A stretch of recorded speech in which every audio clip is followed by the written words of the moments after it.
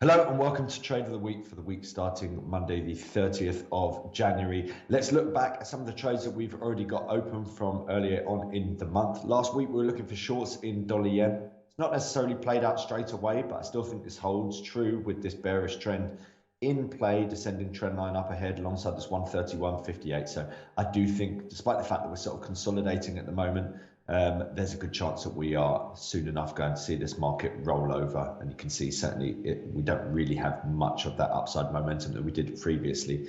So just a case of waiting for that one to play out, really. Dollar CAD is one from Axel earlier on in the month, and we can see that this market has been topping out and heading lower, but I think its target's some way away from where we are towards the downside. So playing out, also in profit, but still letting that one roll on for the time being. Aluminium, we have been seeing some bullish momentum. So again, similar kind of story, but still has that one to play out. So we're expecting to see it move higher once again. A little bit of a warning sign will come if we break the 25.55 mark. But as things stand, pulling back a little bit, but that bullish breakout does point towards the potential for upside in line with his trade of the week.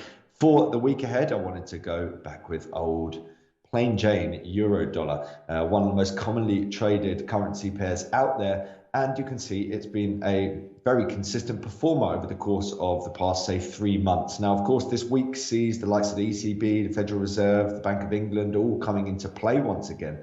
And so it asks question marks of where we go from here in terms of monetary policy. Well, we're expecting more from the ECB than the Federal Reserve.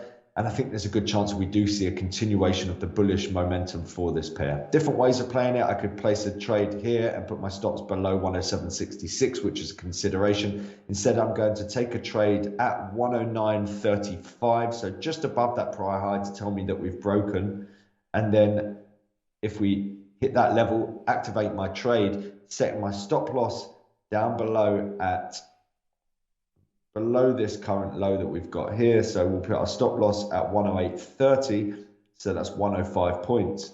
And then towards the upside, again, 105 for the target. So 110.40 for your upside target for euro dollar.